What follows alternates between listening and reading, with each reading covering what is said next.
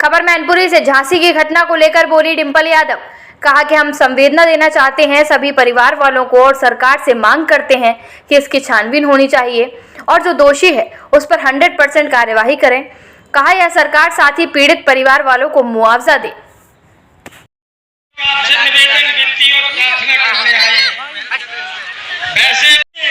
एक छोटी सी बात पर जिस तरह वो संज्ञान लेती है, एक कार्यकर्ता का जितना ख्याल रखती है, मैं उसके लिए हम मैनपुरी वाले भाग्यशाली हैं। इसलिए उनका टेम्परामेंट क्या है, इसलिए किसी से डरने की जरूरत नहीं है, किसी से दमने की जरूरत नहीं है। एक छोटी सी बात पर जिस तरह वो संज्ञान लेती है, एक कार्यकर्ता का जितना ख्याल रखती है, मैं उसके लिए हम मैनपुरी वाले भाग्यशाली हैं। इसलिए उनका टेम्परामेंट क्या है, इसलिए किसी से डरने की जरूरत नहीं है, किसी से दमने की जरूरत नहीं है। महासचिव शिव कुमार साख्य जी, पूर्व प्रधान राजेंद्र सिंह जी, श्री आशीष 22 के चुनाव में मिला लोकसभा के लोगों का मिला, उस आशीर्वाद से और समर्थन से जहां हम लोग मैनपुरी लोकसभा सीट जीते और जहां पूरे उत्तर प्रदेश में हम लोगों ने लगभग 37 लोकसभा सीटें जीती और उन 37 सीटों में से भी मैनपुरी जो नंबर 1 पे रही, जो इतिहास रचने का काम आप सबने किया, तो मैं आप सबको बहुत बहुत धन्यवाद और आभार कहना चाहूंगी। हम सभी जानते हैं कि उपचुनाव होने जा रहे हैं कन्नौज का और अब ज्यादा समय भी नहीं बचा है, 2 दिन और बचे हैं प्रचार के और ये बहुत ही अलग किस्म का चुनाव है। और ये अलग इसीलिए है क्योंकि इस चुनाव से ना सरकार बनने वाली है और ना गिरने वाली है, लेकिन कहीं ना कहीं जो परिणाम रहे हैं 2024 के लोकसभा चुनाव के और जो आने वाला चुनाव है 2027 का, कहीं ना कहीं ये चुनाव उन दोनों चुनाव के बीच के चुनाव है और इस जो मुमकिन हम कर पाए हैं समाजवादी पार्टी और जो मजबूती पूरे प्रदेश में समाजवादी पार्टी ने दिखाई है, इस मजबूती को और मजबूत करने की कड़ी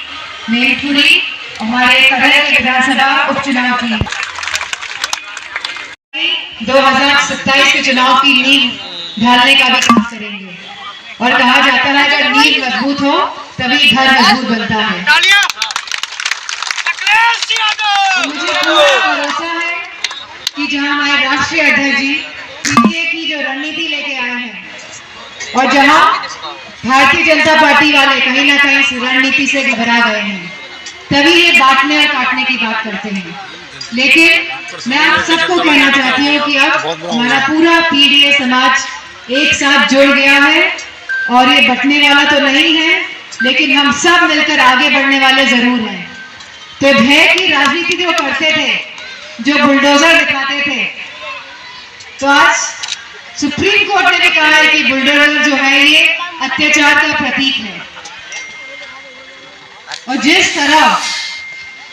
बुलडोजर दिखाते हुए भी जो मैनपुरी का मुझे अच्छी तरह से याद है, रोड शो हुआ था मैनपुरी में और जब यहाँ पे हमारे आदरणीय मुख्यमंत्री जी आए थे तो बहुत सारे बुलडोजर लेके आए थे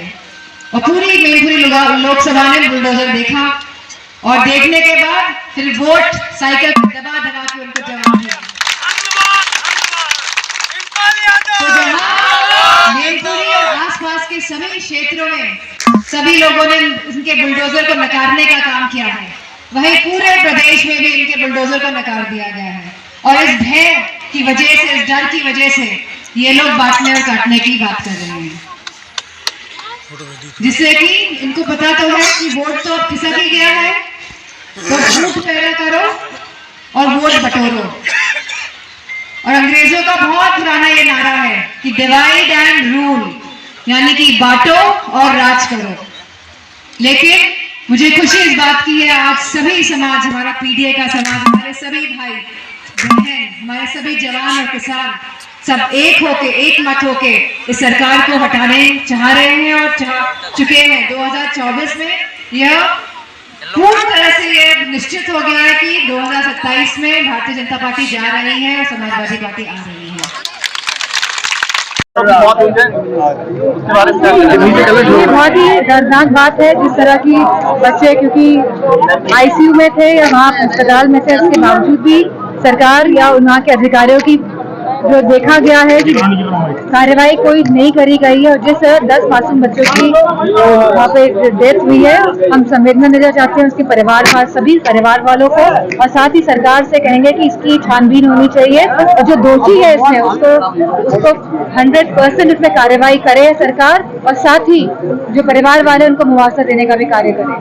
कल जो डिप्टी सीएम का प्रोग्राम जो कैंसिल हुआ है करके कम लेकिन वहीं पे हमारा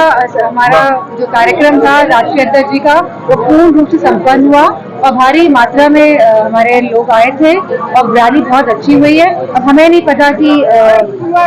जो क्लाइमेट था ऐसा क्या खराब हुआ कि यहाँ पे तो रैली हो गई और वहाँ पे नहीं हो पाई।